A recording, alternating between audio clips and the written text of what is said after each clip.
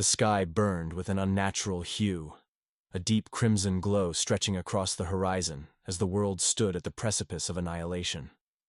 Cities lay in ruins, their skeletal remains casting long shadows over streets filled with echoes of a civilization that once thrived. This wasn't an invasion that came with warning or diplomacy. It was swift, brutal, and beyond anything humanity had ever encountered. They came from the void, not as explorers or conquerors, but as an unstoppable force bent on extermination. The war wasn't about territory, resources, or ideology. It was survival, the final battle between mankind and an enemy that defied comprehension. At first, the world didn't believe. Reports of strange sightings in the sky were dismissed as hoaxes, weather phenomena, or classified military tests. But then came the disappearances. Entire towns swallowed overnight, their residents never seen again. The first real engagement happened in the Pacific when a naval fleet investigating an anomaly vanished without a trace. The distress signals were filled with static, distorted screams, and one chilling phrase repeated over and over. "They are already here." Then the world watched in horror as the invasion began in full force. Massive crafts, unlike anything seen before, descended from the heavens, their surfaces shifting like liquid metal, absorbing light, rendering them nearly invisible against the sky. The first strike wasn't with weapons, but with an energy pulse that neutralized all electronic infrastructure. Satellites fell from orbit, power grids failed, and modern civilization was plunged into chaos. It wasn't just a tactical move, it was psychological warfare, stripping humanity of its technological defenses and forcing them to fight in the dark. The creatures that followed were unlike anything recorded in history or myth.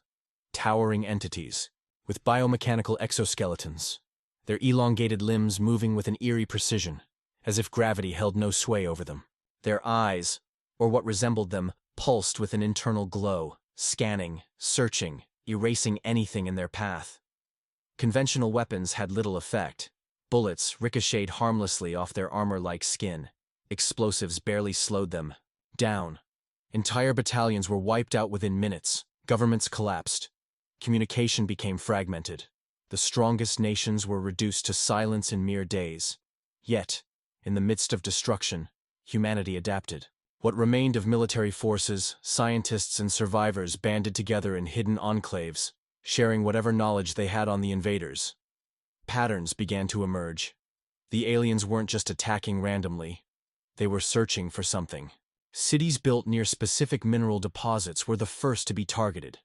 Ancient sites, places of historical and geological significance, were completely eradicated. Something about Earth called them here. Something they wanted, or feared survivors. Told stories of eerie symbols glowing beneath the invaders' skin. Markings that matched prehistoric cave paintings found in the deepest caverns of the world. Could they have been here before? Had ancient civilizations encountered them?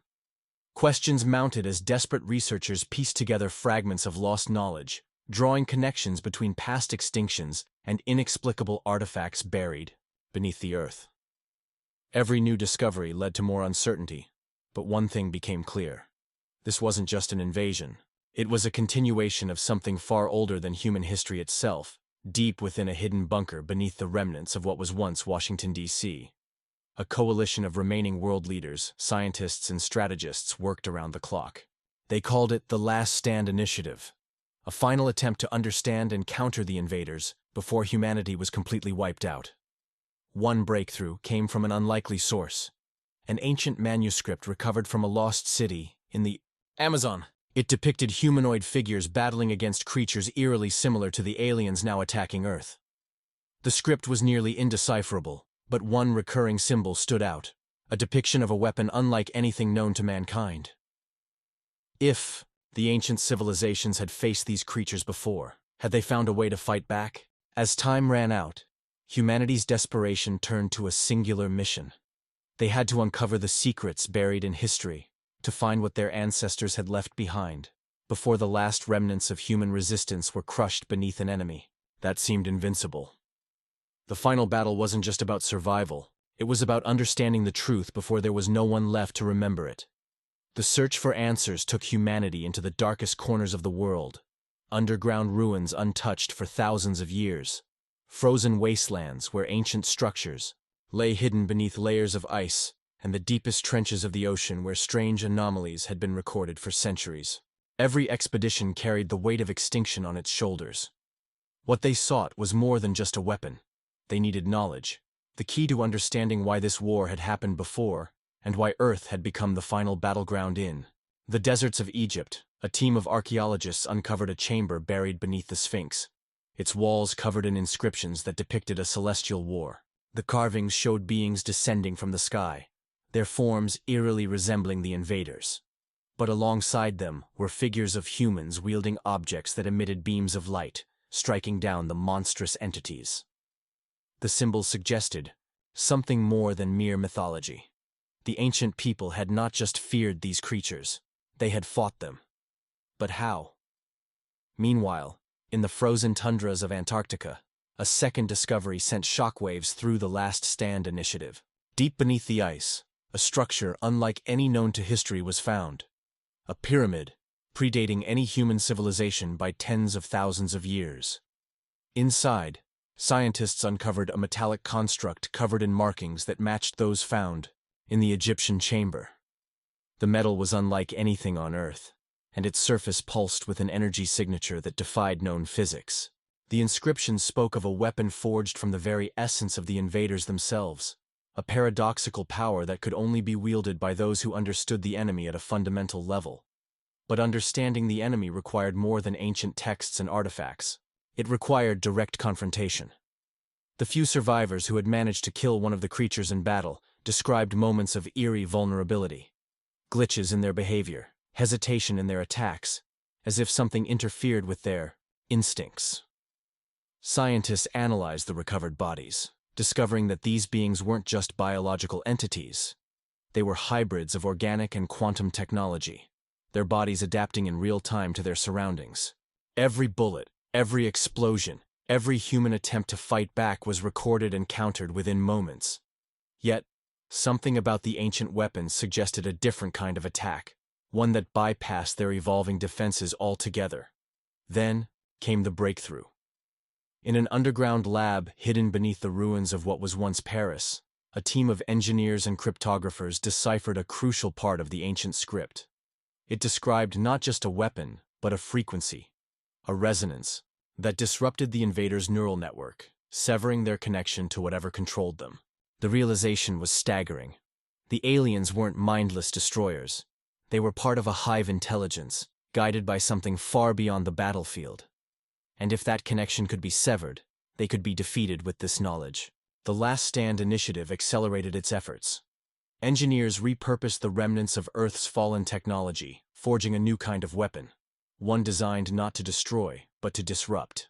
It wasn't about brute force. It was about precision, about targeting the very fabric of the invaders' existence. The challenge was deploying it. The signal had to be broadcast across the entire planet simultaneously, ensuring that no reinforcements could adapt in time. But with Earth's communications crippled, they needed an alternative. That's when they turned to the very thing that had started the war. Space above the Earth, remnants of damaged satellites drifted in silent orbit, relics of a world that once relied on them for everything. Now, they would serve a new purpose. Scientists and engineers worked around the clock, retrofitting the satellites to act as a global transmission system. The idea was simple. Use the ancient frequency, amplified through orbital satellites, to sever the invaders' connection and turn their own evolution against them. But there was one problem. The core transmission had to be activated manually, and the only place with enough power left to initiate it was within the heart of enemy-occupied territory, what was once New York City. As the final hour approached, a small strike team was assembled, made up of the best remaining soldiers, scientists, and engineers. Their mission was clear: infiltrate the ruins of New York, reach the last standing command tower, and activate the pulse. The plan was their only chance, but it came with a grim reality. Most of them wouldn't make it back. It was a suicide mission, a final stand against an enemy that had proven itself unstoppable. Yet, if it succeeded, it would mark the first true victory humanity had ever had in this war. As the team prepared, the world watched in silence. Hidden bunkers, underground cities, refugee camps, what was left of humanity held its breath. This was it. The moment where history would either end or be rewritten. And as the strike team boarded the last operational aircraft, flying into the heart of the alien-occupied wasteland, one question remained unanswered. If this was truly humanity's last stand, then who or what had fought this battle before? The aircraft soared through the night, skimming the ruined skyline of what was once New York City. The invaders had transformed it into something unrecognizable, a labyrinth of twisted metal and organic growth, pulsating with an eerie, unnatural glow. Towering spires of alien architecture stretched toward the sky, connected by bridges of shifting material that seemed alive. The air itself felt thick, charged with an energy that sent shivers through the human strike team as they descended into the heart of enemy territory. Landing on the outskirts, the team moved with calculated precision, navigating through the wreckage of abandoned streets. Shadows flickered in the distance. Alien sentinels patrolling, their elongated forms gliding silently across the ruins. Every step was a risk. Every breath felt like it could be their last. The objective was clear: reach the last operational command tower, a structure once belonging to Earth's defense network, and activate the pulse. The problem was getting there without being detected. They moved in silence, slipping between the skeletal remains of skyscrapers, avoiding the piercing gaze of the sentinels. But the deeper they went, the more they realized something was wrong. The city wasn't just occupied, it was evolving. Structures shifted when they weren't looking, rearranging themselves like a living organism. Streets that led one direction suddenly closed off. Buildings that had once stood as landmarks were swallowed by shifting masses of alien material. It was as if the city itself was responding to their presence, trapping them in an ever-changing maze. Then the first attack came. A sentinel, alerted by a subtle vibration, turned its gaze upon them. Before they could react, it struck. A blast of energy surged forward, sending debris flying as the team scattered for cover. Bullets did little. Explosives barely slowed it down. Then, from the darkness, more of them emerged. The battle was no longer about stealth. It was survival. They fought with everything they had, weaving through the ruins, using whatever was left of the human world to their advantage. Every explosion illuminated the twisted cityscape, revealing glimpses of what had once been homes, offices, memories now lost beneath the enemy's growing dominion. But time was running out. Pinned down, with enemies closing in, they made a desperate push toward the tower. One by one they fell. Some were vaporized instantly, their bodies reduced to nothing in the blink of an eye. Others fought until their last breath, holding off the relentless assault so that the mission could continue. By the time the last survivors reached the command tower, only a handful remained. The doors, once sealed shut, had been breached long ago. Inside, remnants of Earth's last defense force lay in ruin. Broken terminals, skeletons of soldiers who had died in vain. And at the center, the control panel, the key to activating the Pulse A's, the last surviving engineer worked frantically. Bypassing ancient systems, the remaining team members held the line. The invaders knew. They felt the shift. The city trembled as something massive stirred beneath the ruins. From the depths of the alien growth, a monstrous figure emerged, taller than any sentinel, its form shifting between solid and liquid, its glowing eyes locked onto the intruders. This was no ordinary soldier. This was something more. A commander. A being connected to the very core of the enemy's intelligence. The engineer screamed over the chaos, "Almost there!" As the monster advanced. The remaining fighters unleashed everything they had. Bullets, rockets, plasma charges. Nothing stopped it. The entity moved like a phantom, its body absorbing the attacks, reforming instantly. Then, in a split second, it struck, impaling one of the last soldiers with a blade-like appendage. Another was lifted into the air, their body disintegrating before they could even cry out. The last fighter, wounded and out of ammunition, made a final, desperate move, charging the creature head-on, buying the engineer the final seconds needed. The control panel came to life. A deafening pulse echoed across the city, surging through the air like a ripple in reality itself. The invader froze, its body convulsing violently. Across the skyline, sentinels collapsed, their glowing eyes flickering and dimming. The energy coursed through the alien structures, destabilizing them. The city groaned as entire sections of the invaders' influence began to unravel. The transmission had worked, but the cost was high. The engineer, barely breathing, stared at the destruction, unfolding before them. The last fighter, the one who had made the final sacrifice, was gone. As the alien forces crumbled, their connection severed, something deep within the earth rumbled. A final message flashed on the ancient control panel, one last fragment of knowledge from those who had fought before. The symbols translated into a single warning: they will return. As the ruins of the city burned, the sky above shifted. The crimson glow faded, revealing the first stars humanity had seen in years. The battle was over, but the war was far from finished. The last survivors of the mission, broken and battered, sent one final transmission to what remained of the world. Humanity had won the first fight, but the enemy was not truly defeated. The invaders were merely part of something greater. Something still watching, still waiting. The last stand of humanity had not been its end. It had been its beginning. The world was silent in the wake of victory. The skies, once filled with the ominous glow of alien dominance, had cleared, revealing a long-forgotten sight: the stars. Across the battered remains of civilization, survivors emerged from the shadows, stepping cautiously into the ruins of what had once been their home. The Last Stand initiative had succeeded. The pulse had severed the invaders' connection, collapsing, their network, their bodies falling lifeless as the transmission echoed across the globe. But as humanity celebrated its first true victory, a deep and unsettling truth lingered in the minds of those who had deciphered the final message. The war was far from over. Beneath the ruins of New York, something stirred. The city, once a fortress of alien dominion, had not simply crumbled. It had changed. The structures, once pulsating with an eerie organic energy, had calcified into a strange, lifeless shell. Yet, despite the stillness, strange anomalies continued to manifest. Survivors reported shadows moving where there were none, echoes of voices speaking in a language they could not understand. The deeper they explored the ruins, the stronger the feeling of something watching, waiting.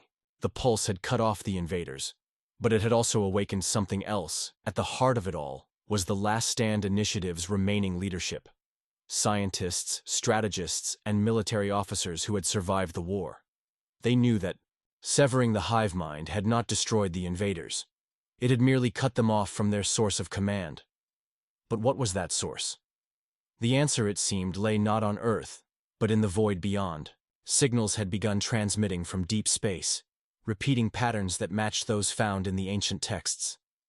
Something had noticed the change. Something far older than humanity. The warning left behind in the control panel had not been a prophecy. It had been a fact. They will return. Desperate for answers, a new mission was formed. The world was barely holding together, but what remained of humanity knew they could not simply wait for the next invasion. They had to strike first, to understand what they were truly up against. The mission was dubbed Exodus, an operation to take humanity beyond Earth for the first time in its history, to follow the signals and uncover the truth. The objective was clear. Use the remnants of Earth's spacefaring technology, combined with the knowledge retrieved from the ancient sites, to launch a deep space expedition toward the source of the transmissions. The hope was to find something, anything, that could give them an advantage before the next wave arrived, but not everyone agreed with this path. Across the broken world, factions emerged. Some believed humanity should stay, rebuild, and prepare for the inevitable return of the invaders. Others, driven by fear, sought to escape entirely, believing Earth was already doomed. Then, there were those who had been changed by the war. Survivors who had come into contact with the alien structures before they collapsed. They spoke of visions, whispers in the dark, knowledge that did not belong to them. Some claimed the invaders were not truly gone, that remnants of their presence still lingered in ways no one could understand. These individuals were feared, shunned, and in some cases, hunted as the Exodus mission prepared for launch. Tensions reached a boiling point. Humanity had survived, but the battle had fractured them in ways the invaders never could. The question was no longer just about survival. It was about what humanity would become in the face of the unknown. And as the first Exodus ship prepared to leave Earth's atmosphere, heading toward the darkness where their true enemy waited, one terrifying thought remained. Had they truly won the first battle? Or had they simply played into the hands of something far greater? The Exodus ship, christened the Erebus, was unlike anything humanity had ever built. Forged from the salvaged remains of old-world technology and enhanced with the alien knowledge discovered in the ruins, it was a hybrid of past and future, an experiment in survival. At its core was the pulse technology, modified to function as a shield against any remaining threats. The ship's crew was a mix of Earth's greatest minds, hardened warriors, and those who had been changed by the war, the ones who had heard the whispers in the dark. They were the best hope for humanity. And yet, as the countdown to launch began, doubt lingered. Was this mission a step toward salvation, or a march toward oblivion? The launch was a moment of unity, watched by the remnants of humanity from the ruins of cities, hidden bunkers, and makeshift settlements across the world. As the Erebus ascended, piercing the thin veil of Earth's atmosphere, the silence was deafening. Then, it was gone, swallowed by the void, leaving behind a planet that no longer knew if it was victorious or simply waiting for the next storm. The journey into deep space was not just a physical voyage, but a psychological descent into the unknown. The crew felt it immediately. An unnatural stillness in the vastness of space, an absence of something they couldn't quite define. They followed the coordinates retrieved from the ancient transmissions, charting a path through the cosmic darkness, toward a destination that should not exist. What they found defied all logic of structure, floating in the void. Not a planet, not a station, but something in between. A colossal construct that pulsed with an eerie, dim light. It had no clear form, shifting and rearranging itself as if it was alive, responding to their presence. The readings were impossible. The construct was older than Earth itself, predating human history by millions of years. And yet, it bore the same markings as those found in the ancient ruins back home. This was the source of the signal. The place where it had all begun. As the Erebus approached, something changed. The ship's systems flickered, lights dimming as if an unseen force was pulling them into the unknown. Then, a voice. Faint, distorted, whispering through the comms in a language no human had ever spoken, yet somehow understood. You are not the first. The realization hit like a shockwave. The war on Earth had been nothing more than a fragment of something far larger. The invaders were not conquerors. They were vessels, agents of a force beyond comprehension. And that force was watching, waiting, testing. The crew debated their next move. Some believed they had come too far to turn back. Others insisted they had to leave immediately, that they had seen enough. But then, as if in response to their hesitation, the construct opened. A gateway, not of metal or stone, but of something indescribable, an abyss that seemed to stretch into eternity. It was not an invitation. It was a challenge. Something was waiting for them inside, something that had been waiting for a very long time. The Erebus drifted forward, pulled by an unseen force. The gateway swallowed the ship whole, and for a moment, there was nothing. No stars, no space, no time. Just an endless, suffocating void. Then, light. Blinding, chaotic, shifting through colors the human eye was never meant to perceive. The construct was no mere station. It was a labyrinth, an impossible realm existing between dimensions, where physics bent and reality fractured. The crew found themselves inside something ancient, something alive. The ship's systems flickered erratically. Instruments failed to register their surroundings, reading contradictions with every scan. The walls around them pulsed like veins, shifting as if the structure itself was breathing. Then, the voices returned. Louder this time, overlapping, an echo of countless minds speaking as one. You have come seeking answers. You will find only truth. The Erebus's lights dimmed as the first apparition appeared. It was not alien, not monstrous. It was human. Or at least, it looked like one. A man in an old-world spacesuit, his body flickering like static, as if he existed in multiple places at once. His helmet's visor was shattered, revealing hollow, eyes that burned with a golden light. You were never the first, he whispered, his voice fragmented, repeating over itself. We came before. We failed. The ship shuddered as more figures emerged. Spectral remnants of past explorers, past civilizations that had stood where humanity now stood. Some were human, their uniforms from ages long forgotten. Others were different. Beings with elongated forms, crystalline armor, their voices merging into an incomprehensible chorus of warnings. This place was a graveyard of those who had reached too far. The invaders that had attacked Earth were only the latest in a cycle that had played out countless times. A trial, a culling, a means of selection, a realization sank in. The war had never been about conquest. It had been a test, and humanity had survived long enough to take the next step. But to what end? The figures surrounding them seemed less like ghosts and more like echoes, trapped in a loop they could never escape. Some reached out, desperate, their forms dissolving as they tried to grasp the living. Others simply watched, as if judging the new arrivals. Then, the voice returned, deep and resonant, no longer just a whisper. Do you seek knowledge, or will you turn back? The captain of the Erebus, a hardened soldier who had survived the worst of Earth's invasion, hesitated. Every instinct screamed to flee, but fleeing meant ignorance, and ignorance meant extinction. The decision was made. They would move forward. The construct responded instantly. The walls retracted, revealing a vast, spiraling chamber filled with towering monoliths, each inscribed with shifting symbols. Floating within the space were artifacts, remnants of long-dead civilizations, each one a testament to those who had come before. The crew approached cautiously, their every step sending ripples through the floor as if walking on liquid time.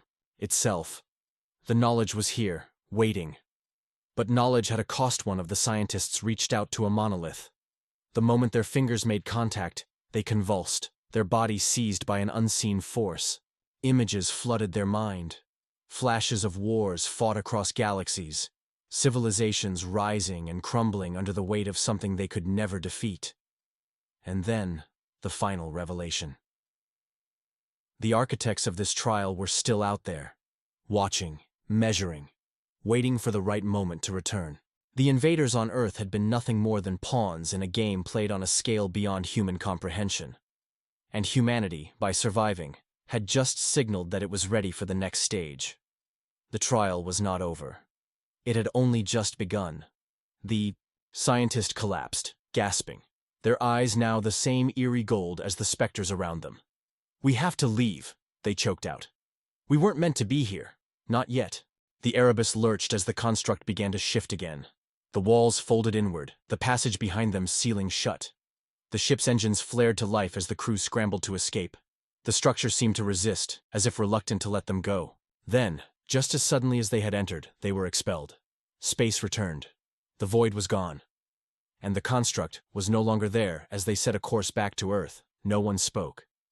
The truth had been uncovered, but it offered no comfort. The war had never been about survival. It had been an audition, and humanity had passed. Now, something was coming, and this time, there would be no second chances. The world had changed. Humanity had survived the first war, had sent a mission into the unknown, had returned with knowledge they were never meant to have. But knowledge had consequences. The Erebus had barely escaped the construct, but something had followed them. Back. At first, it was subtle. Malfunctions in Earth's remaining technology, unexplainable phenomena in the sky, whispers in the dead of night. Then, the dreams started. Every survivor of the war, every crew member of the Erebus, every person who had come into contact with the alien ruins, they all dreamed of the same thing. A shadow stretching across the stars, a presence that was no longer watching, but moving at. The heart of it all was the scientist who had touched the monolith. Their body had changed, muscles twitching involuntarily, skin rippling like something underneath was trying to break free. Their mind was no longer theirs alone. They spoke, in a voice that was not their own, delivering a single message to humanity. They are here. Then, the sky split open. It began over the Atlantic, a rift tearing through the fabric of reality, swirling with a darkness deeper than space itself. A storm of energy cascaded across the sky, and from it, they came. Not like the first invasion. This was not an army arriving in ships.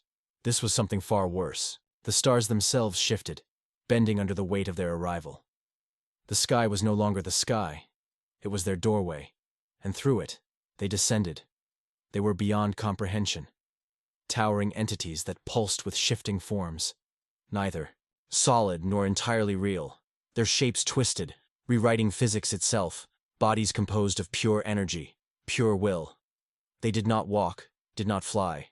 They simply moved, bending space with their presence. The first waves swept across the ocean, and the water obeyed, rising in impossible spirals before collapsing in devastation. Cities crumbled in their wake. Nothing stood in their path. They were not invaders. They were architects of destruction. The last remnants of Earth's military responded, but there was no battle to fight. Weapons failed before they could fire, crumbling into rusted ruin as if aged by 1,000 years in an instant. The strongest fortresses fell as if they had never been built. This was not war. This was annihilation. Then, as if answering an unspoken call, the survivors, the ones who had been changed, began to move. Their eyes glowed with the same impossible light as the entities in the sky. They spoke in perfect unison, uttering words not meant for human tongues. They were no longer human. They had become something else, something in between. And they were opening more rifts.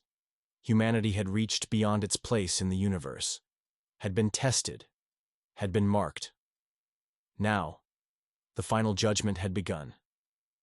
And there was nowhere left to hide. The world was unraveling. What had once been cities were now echoes, their very existence erased as if they had never been built. The rifts spread like an infection, opening in the skies, in the earth, even in the minds of those who had been touched by the alien presence. Time itself fractured around the invaders, people trapped in loops, reliving their final moments, their screams overlapping in a chorus of endless despair. Others simply vanished, erased from history, leaving only empty spaces where they had once stood. The Last Stand initiative, what remained of Earth's resistance, had one final plan, a desperate, reckless plan. The Erebus had returned with knowledge, but more importantly, it had returned with something stolen, an artifact, a fragment of the monolith that had nearly consumed them. It pulsed with energy beyond human understanding, a sliver of the same force that now threatened to consume reality itself. The scientists believed it could be turned into a weapon, a pulse far greater than the one that had severed the first invasion, not to destroy, but to disrupt, to collapse the rifts, to sever the connection before it was too late. But there was a problem. The artifact was not an object. It was a consciousness, a fragment of something beyond human comprehension, something that whispered in their minds, promising understanding, power, even salvation. Those who worked closest to it began to change, their thoughts no longer entirely their own.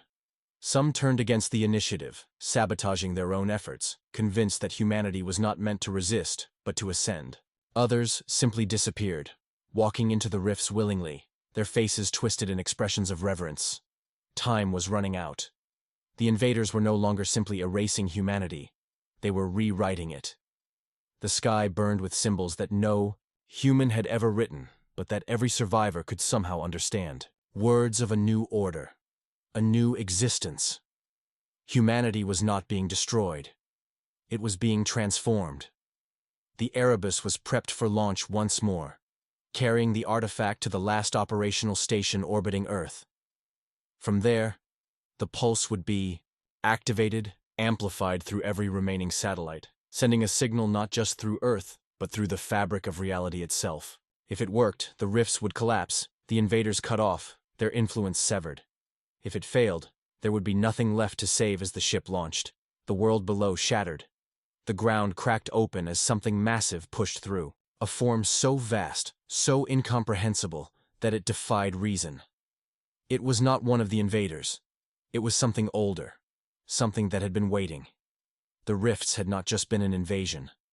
They had been a beacon. And now, the true end had arrived. Pulse had to be fired, but the artifact was resisting. It was alive, and it was fighting back. The crew of the Erebus had one final choice: activate the pulse and risk being consumed by the very force they sought to stop, or surrender to the inevitable and accept what was coming. The countdown began. And below, the world burned. The Erebus trembled as the pulse generator came online, the artifact at its core resisting with an intelligence beyond human comprehension. It pulsed with a rhythm that did not belong to this universe, warping the space around it. The crew struggled to keep control. Screens flickered, controls became sluggish, and something unseen pressed against their minds, whispering truths they were never meant to hear. "You cannot stop what has begun," the voice echoed through their thoughts. "You are the bridge. You are the key." Outside, Earth was no longer a world. It was a battlefield of existence itself. The colossal entity that had emerged from the rift was still rising, its form endless, its limbs stretching beyond the limits of reality. The invaders, once gods in their own right, now knelt before it, their forms unraveling into streams of pure energy, offering themselves in servitude. They had never been the true threat. They had only been preparing the way. The Erebus's mission had never been about survival. It had been about choice. To remain human, or to evolve into something else. The captain clenched their teeth, overriding the controls manually. "Fire the pulse!" The artifact howled, an impossible sound that made the universe itself shudder.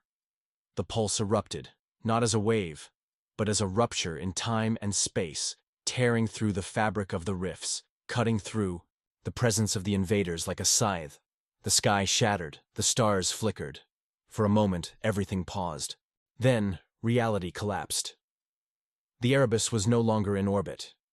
It was falling through something beyond time, beyond dimensions. The crew saw things, visions of worlds before theirs, civilizations greater than humanity, all consumed, all lost to the same force that now threatened them. They saw Earth not as it was, but as it could have been. A world untouched by war, by struggle, by fear. A world where the choice had been different. Then, the captain saw it. The figure standing before them, not alien, not monstrous, human, themselves, but changed. A version of them that had chosen differently, that had embraced the voice in the dark, that had let the transformation happen. The other captain smiled, a serene, knowing expression. "There was never going to be a victory," the doppelganger whispered. "Only a new beginning. You are the last. You always were." The Erebus reappeared in orbit, the pulse still rippling through the system. Below, Earth had changed. The rifts were gone. The invaders were gone. The massive entity that had emerged was no longer visible. But the world was not the same. The survivors who remained looked to the sky, their eyes glowing with something new. They had been touched, they had been rewritten, and the whispers had not stopped. The Erebus's systems flickered back online, showing the final transmission from deep space. The stars had realigned. Something else had noticed. The war was over, but humanity was no longer human, and something was coming to claim them. Please subscribe this channel for more interesting videos.